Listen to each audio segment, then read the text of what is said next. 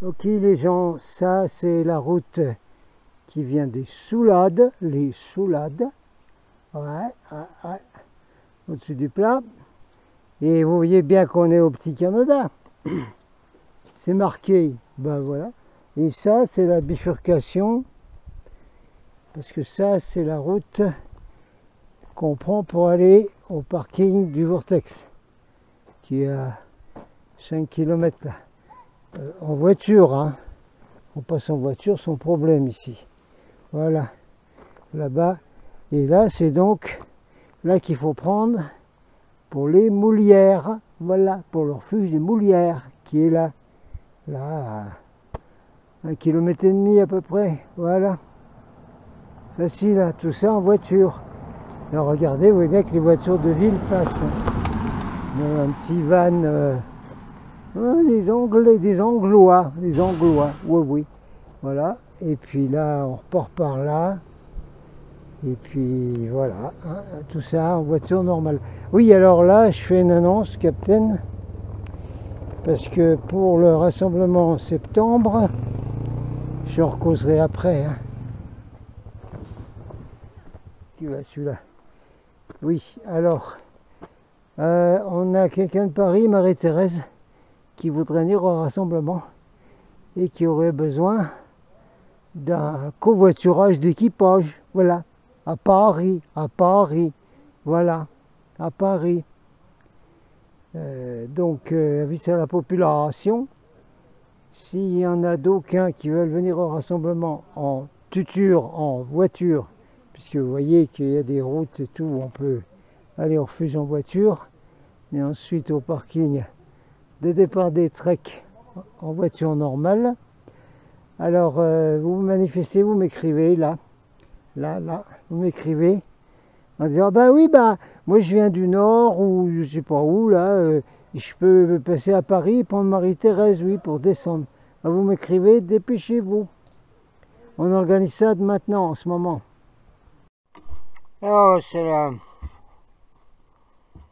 Speaking. C'est une petite pique-nique. Au refuge des Moulières. Voilà, vous avez vu la route? Voilà.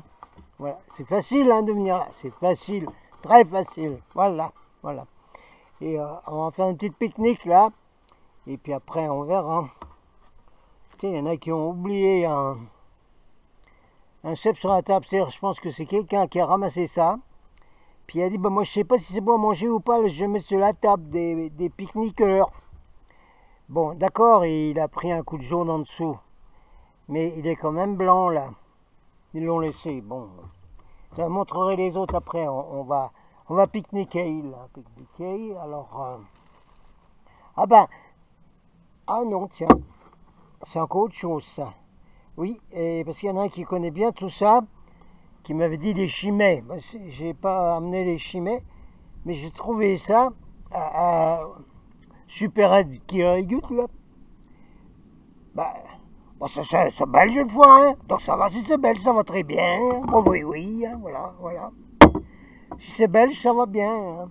Ça va bien avec moi. Hein. Ben moi, toute mon enfance, adolescence, j'ai vécu à la frontière belge. Bah oui, hein. Près de Longwy, Luxembourg, Arlon, voilà. Donc j'y connais tout ça. Hein. J'y connais tout ça. Alors, j'y connais pas celle-là. On va voir ce qu'elle dit celle-là. La Maretsu. Maretsu. Oh, c'est les dames bénédictines qui font ça. Oui, oui. Voyons.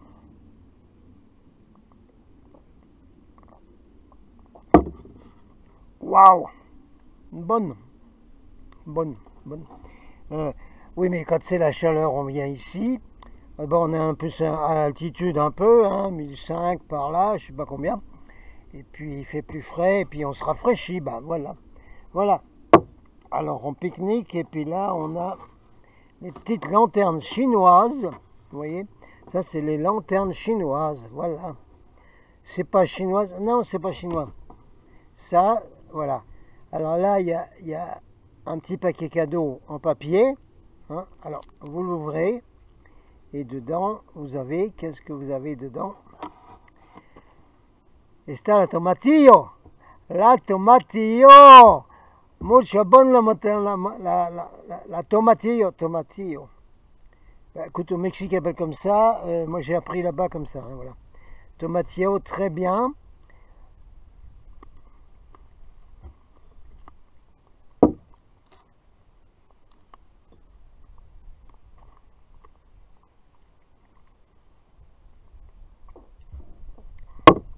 Ça va ensemble. Très très bien. Allez, laissez-moi pique-niquer un peu là. Ça fait grand bien de marcher dans la montagne, dans la forêt. C'est mon copain Yassos qui fait de la musique interdimensionnelle. Voilà, voilà. Avec inspiré par Vista et Crystal, Elohim. Oh, oui. Ah, il dit bien, allez marcher dans la forêt. Et là, surtout la forêt, ça va vous aligner automatiquement vos chakras. Vous n'avez pas besoin de faire le Kundalini Yoga, le Malakhalini Yoga pendant des heures avant les... Ah, pas besoin, mais pas besoin. Vous avez dans la forêt, si possible montagne, ça vous aligne les chakras directo, terminator. Alors, je vous montre encore un peu les couleurs des cèpes. Parce qu'en plus, ici, on a des petits cadeaux, là. Il faut quand même crapahuter un peu. Hein, voilà. Alors, voilà une autre couleur de dessus de cèpe, qui est un brun comme ça, et toujours on vérifie que dessous c'est blanc. C'est bien blanc, voilà. C'est bien blanc. C'est bien blanc. Toujours même couleur. Petit bébé bien blanc. Voilà, même couleur, pareil. Voilà, voilà, belle couleur, pareil. Ah, maintenant, aussi, là, dans une petite balade, il faut s'éloigner des chemins quand même, parce que les ratisseurs du 66, là. Alors, on a aussi, on peut tomber sur la merveille des merveilles, n'est-ce pas? Voilà.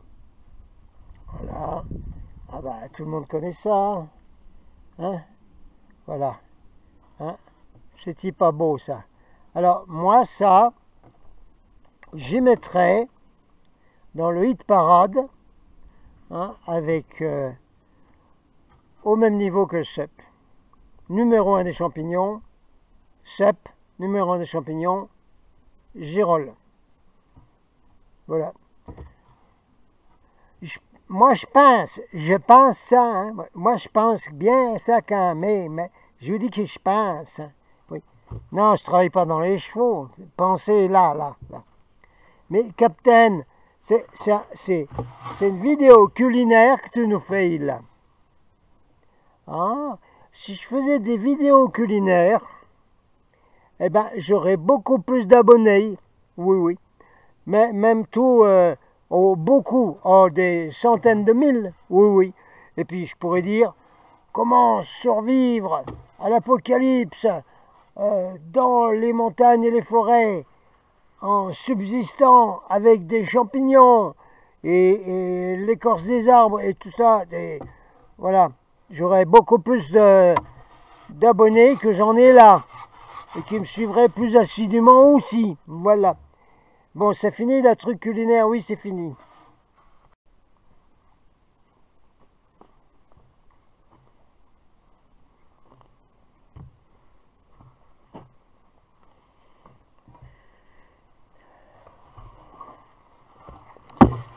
Bon, ben écoutez voir.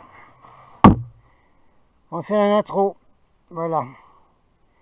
Intro, on est toujours en alerte rouge. Hein. C'est pas la peine de remettre à chaque fois. Je le mettrai un peu de temps en temps, mais sur alerte rouge tout le temps.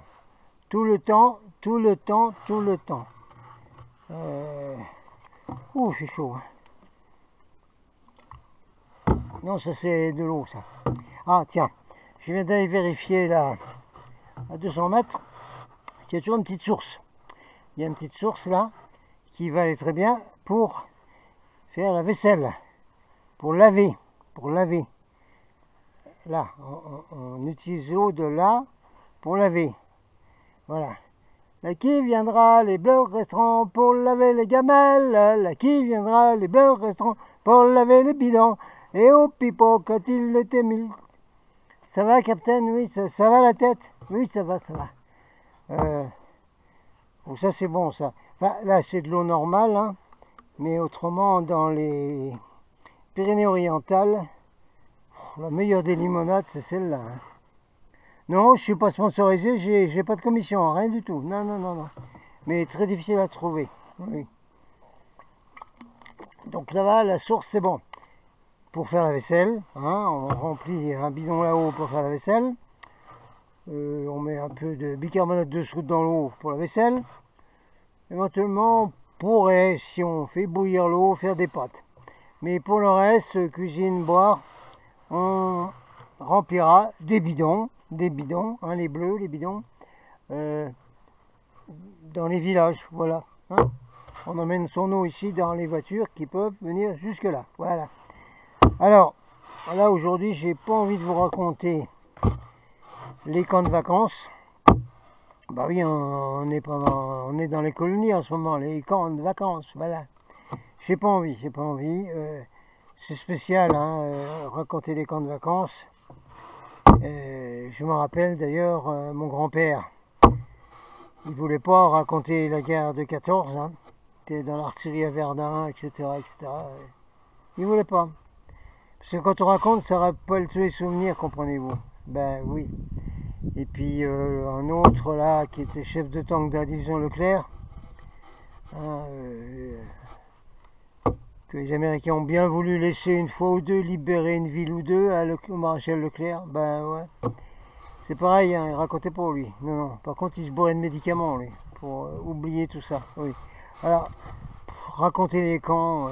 Alors, ça fait rien. Je vous mets à la fin de la vidéo, là, quand même, le témoignage d'un journaliste mexicain qui raconte les camps en Amérique, à l'Amérique, chez les gringos. Les gringos, pas bon les gringos, non.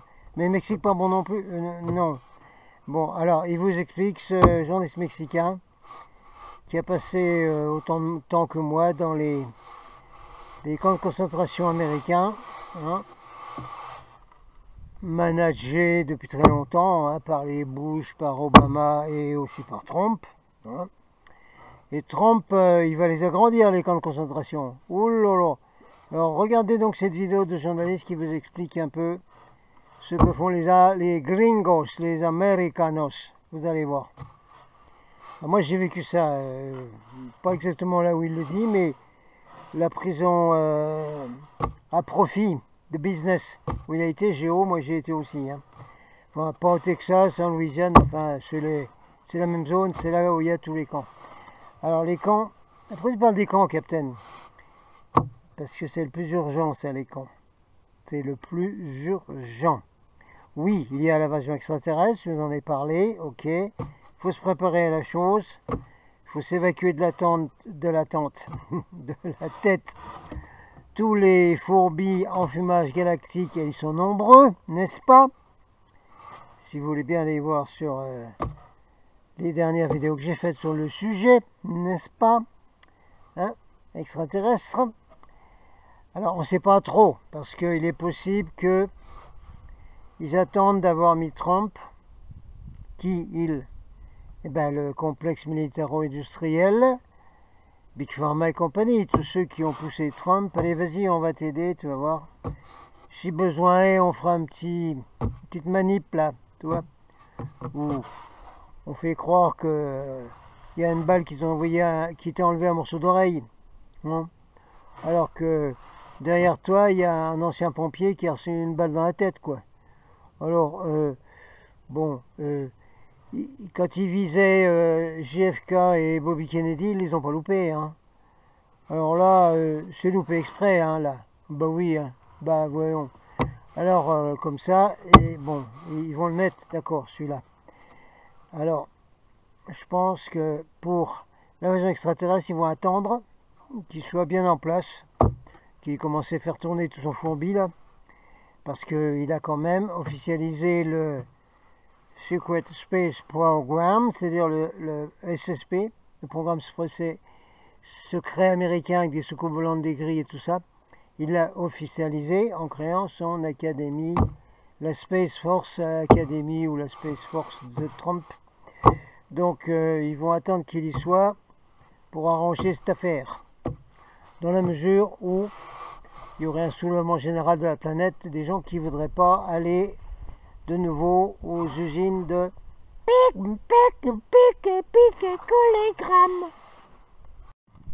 Bon, que je lui dis, alors qu'il me répond. Voilà. Alors, je vous mets avant et après des clips, des photos, des extraits de vidéos, etc. qui vous annoncent la sauce grave, la soupe à la grimace qui va nous arriver dessus très très bientôt. C'est pour ça qu'on fait le rassemblement en septembre. Ici, la même présentement, ici, la même là. Oui, oui, là. Et dépêchez-vous de venir et d'annoncer que vous venez. Vous écrivez. Oui, capitaine, moi je suis bon, je viens. Voilà, dépêchez-vous. Parce qu'à partir d'octobre, vous y avez droit. Hein, c'est annoncé. Alors, on va vous le remettre. Je l'ai encore pas mis sur ce sac, capitaine? Non. Je n'ai encore pas mis le gros pavé avec Robert Francis Kennedy qui annonce que ça va chauffer grave pour vos fesses. Les vidéos de Jim Laveilleur qui vous annoncent toute la sauce qui va arriver, avec bien sûr le gros rhume du poulet. Le rhume du poulet. Le poulet, ça donne le rhume. Ah bon? Oui, et il faut aller à l'usine. Pic et pic. Oh bon? Oui, et ceux qui ne veulent pas aller à l'usine, vous avez vu là? Vous avez vu là? Hein, l'OTAN et tout le monde là? Hein, l'armée va venir vous chercher chez vous. Voilà. On va te chercher chez toi. Oui, bah, ils viendront vous chercher chez vous, oui, c'est sûr. Oui, bah, oui, justement. Hein, tout ça, c'est... Je vous le mets là maintenant. Vous allez comprendre. Attendez, alors, je vous explique un truc en vitesse. Oui, alors, le poulet. Oui, non, parce qu'il y a un méchant microbe chez le poulet. Et qui le passe à la vache. Oui. Puis ça va dans le lait et tout. Puis qui la passe à vous. Et puis il ne faut plus manger des œufs, puis tout. Mais c'est bien le poulet. Ah oui, c'est bien le poulet. Bah, rappelez-vous, une très bonne réplique de Jean-Paul Belmondo, dans Le corps de mon ennemi. Quand Bernard Blier, qui est un capitaine d'industrie, Bourges, tout ça, là, vous savez, avec l'écharpe rouge et tout, là, chef des usines dans le nord, là, de tissage, ou je sais pas quoi, là, qui dit à Belmondo, bah viens à midi, on va manger un sandwich. Alors il vient dans la salle où ses esclaves viennent servir, hein, et la table est bourrée de victuailles avec la bouteille de Bourgogne dans son petit panier là. Et puis voilà. Alors ça, pour Bernard Blier, c'est le sandwich, ça. Et Jean-Paul Belmondo, il sort. Il n'y a pas à dire. Ce qu'il y a de meilleur dans le sandwich, c'est le poulet. Alors c'est l'affaire du poulet. Alors qu'est-ce qui se passe? Ben, vous le voyez avant et après. Alors il y en a des gilets jaunes, et aussi des Solaris un peu, dans la vallée de l'au-delà, enfin de la haute vallée de l'Aude, enfin là, par là-bas. Vous savez, Rennes-le-Château, tous ces endroits-là. Oh, je m'en souviens plus, Rennes-le-Château, moi. J'ai pété carter de la voiture en allant à une réunion Solaris. Je ne mentionne plus ce village. Oui, alors, par là-bas, il y en a quand même qui sont prêts. C'est-à-dire qu'ils ont préparé un sac à dos, ou 2 sacs à dos, hein, s'ils sont 2, avec tout dedans pour 3 jours. Parce que, quand ils entendront, quand vous êtes dans la brousse, ça va se prévenir, surtout entre eux, ça va se prévenir. Quand vous entendrez les bus ou les camions militaires arriver pour ramasser des gens qui ne veulent pas aller à l'usine, qui vont venir ramasser les gens pour de force les amener dans les camps. Vous avez vu le petit cartoon, là, le petit dessin animé super sur les camps, hein. On le remet après? Oui, ben on le remet après, bien sûr. Ou là, obligatoire, de force, vous serez... Bon, voilà. Alors, donc, il y en a qui ont prévu, dès qu'ils entendent les camions arriver et tout le bazar, foutre le camp, pendant 3 jours. Voilà. Parce que ça va mettre 3 jours à ramasser tout le monde. Hein. Puis après, bah, ils arrêtent. Hein.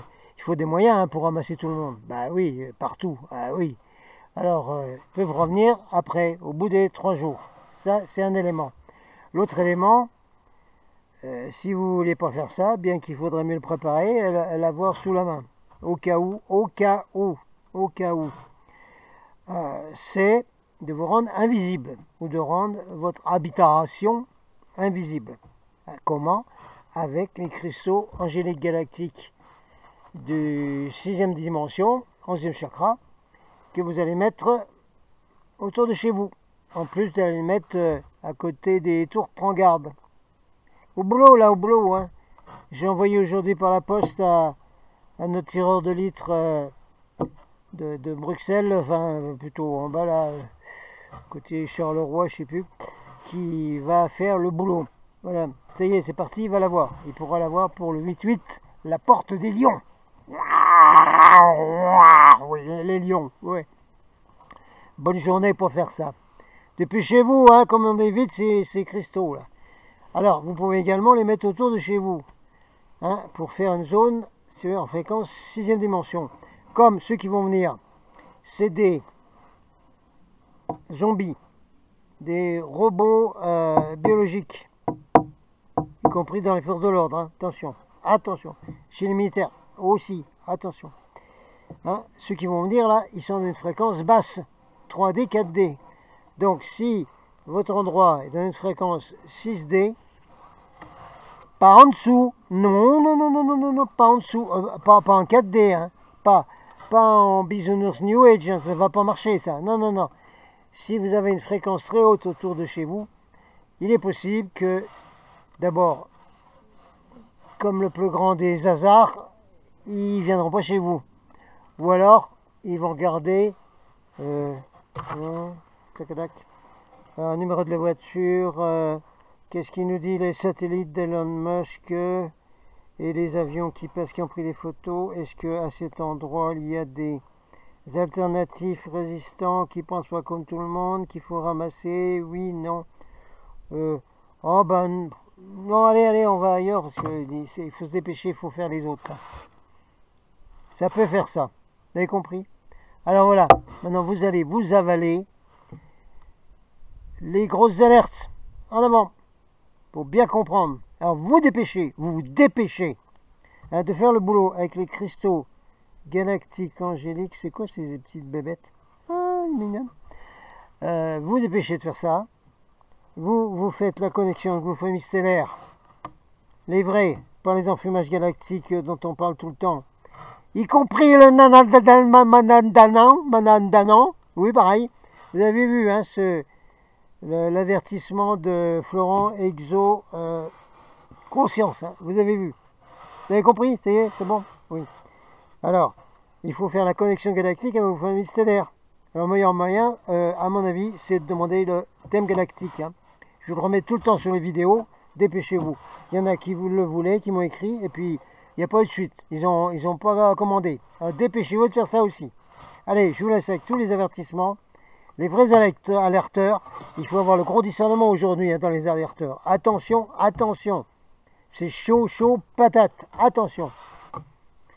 Et puis, vous savez ce qui arrive, puisque maintenant, après la porte 888 des Lions, le 11 du 8, il va y avoir la clôture des JO. Et je vous le mets après, l'affiche. Voilà, officielle. Le retour de Lucifer. Oui. On ne peut pas se tromper quand on voit l'affiche de la cérémonie de clôture des JO qui aura lieu le 11. On ne peut pas se tromper. C'est à la face de tout le monde. Prenez ça dans la goule. On vous le dit carrément. Ça y est, on est maintenant officiellement dans une société luciférienne. Et comme la France est un phare, était. Maintenant c'est un phare LGTB. Ah ben bravo, LGBT de cul de beaucoup là. Comme c'est la France qui donne le ton, avec cette cérémonie des Jeux Olympiques, ça y est, on est passé dans, disons, le fonctionnement, la dictature luciférienne sur toute la planète, c'est officiel, c'est Terminator. Vous êtes Terminator, d'accord? Personnellement, je n'ai jamais cru que Lucifer était un ange, un archange qui était tombé du ciel. Jamais, jamais, jamais. C'est pas possible ça, non. C'est un reptilien de la famille royale. Vous savez, les grands royaux, là, dont parle Cory Good et ses copains, lieutenant-colonel, hein, qui les ont vus dans des réunions. Hein. Il y avait là tous les gris, les grands gris, les petits gris, tout ce que vous voulez, les raptors et tout. Et il y avait les grands reptiliens, n'est-ce pas, des familles royales, le grand chef, royauté, puis tout le bordel, hein, qui était là. Avec Cory Good, il explique ça. Non, merci bien, hein, les infos, merci. Alors, ce système, ça y est, il met en place maintenant cet hiver. Alors, faites vos préparations et dépêchez-vous. Et beaucoup de discernement, s'il vous plaît. Allez, moi, je vais aller faire ma petite cuisine culinaire. Captain out, Adonai Vasu Baragus.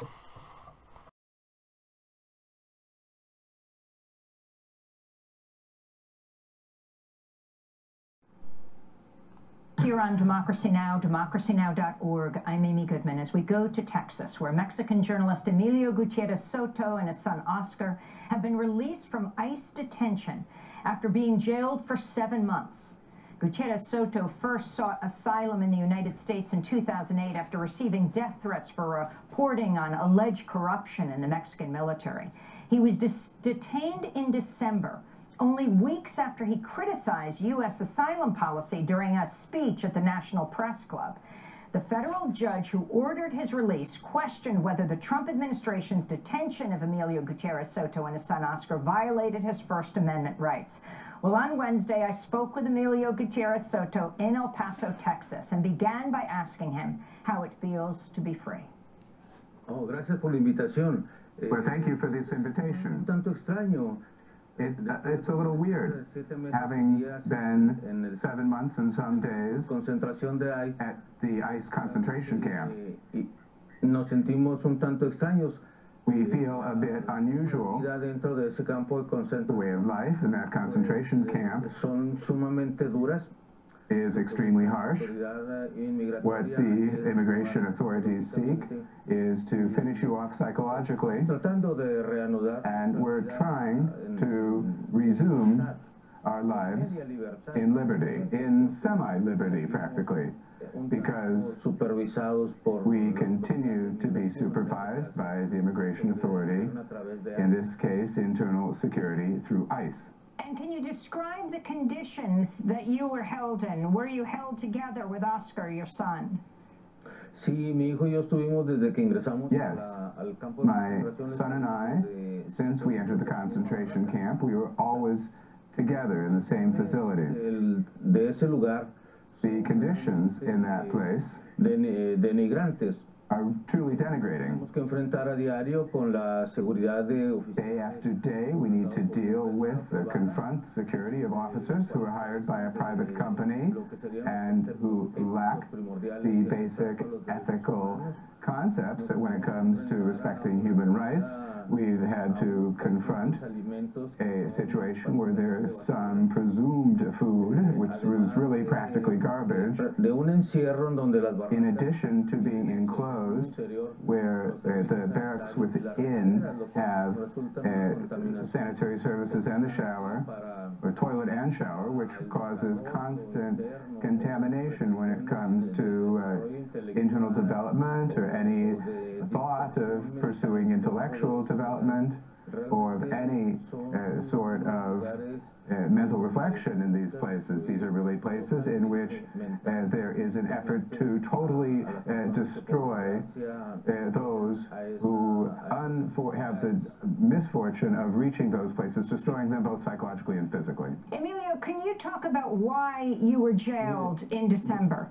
You had just been honored in Washington, D.C. In fact, I want to turn to your speech in October at the National Press Club as you accepted the National Press Club's John Aubuchon Press Freedom Award on behalf of Mexico's journalists. This is what you said then. The exiles is a constant suffering and source of pain for our families. Doña Impunidad no nos ha dejado de la mano. Lady Impunity has not let go of our hand. Mientras la justicia, Doña Justicia, se prostituye acompañada del Estado. While Lady Justice prostitutes herself in the company of the government.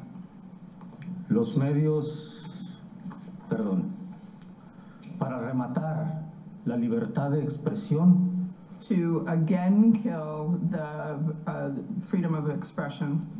quienes buscamos asilo político en países como este, Those who seek political asylum in countries like this, like the United States, nos encontramos con la cerrazón de autoridades migratorias. we encounter the decisions of immigration authorities Que regatean las leyes internacionales. that barter away the international laws.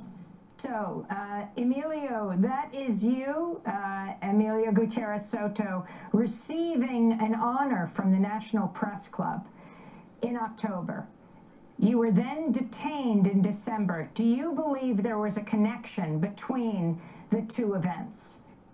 Yo creo que sí, ha sido muy evidente. I think so. It's been quite clear that after receiving a recognition of that nature and of that importance, Lleguemos a una visita de contacto, de una visita. we had a visit, a contact, a supervisory contact visit from ICE, Ponen las esposas, nos toman. and immediately they put the handcuffs on us, took our photographs, Ponen a unos metros de la línea internacional con el argumento. and practically took us a few meters from the international border, the argument being that we were being deported when Apelación, una moción ante. there was already a motion before the Court of Appeals in order to stop such deportation and so that we could continue our proceeding in liberty. What was attempted on that occasion was once again to cut short or to cut off my freedom of expression, a freedom which I have continued to exercise in Mexico and in the United States. La labor de los periodistas es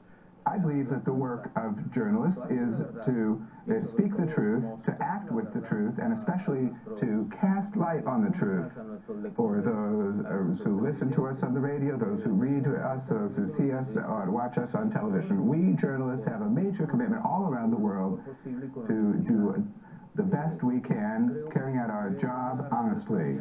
I think that it was one more reprisal on the part of ICE. proceso de asilo, de solicitud. After having continued in an asylum request process for 10 years, ours has been the longest, most drawn out, most tedious asylum process, and in particular the one where we have put forward the most evidence before the immigration judge that we did not come to the United States looking for a green card.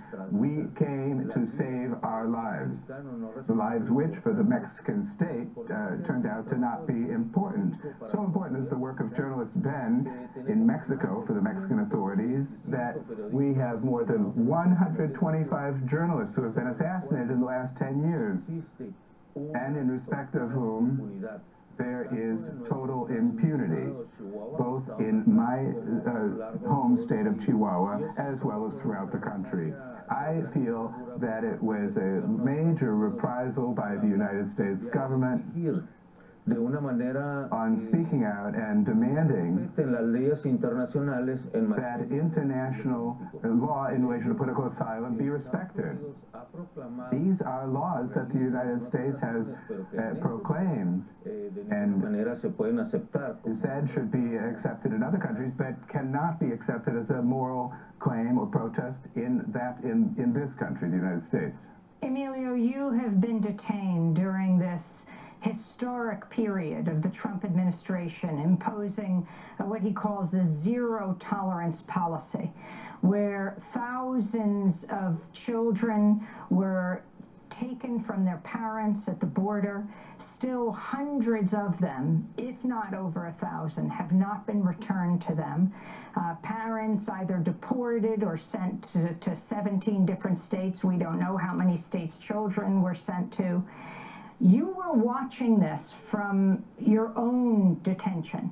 Were parents and children coming into the detention facility, the jail you were in, And what were your thoughts as a journalist and as a human being watching all this unfold from behind bars?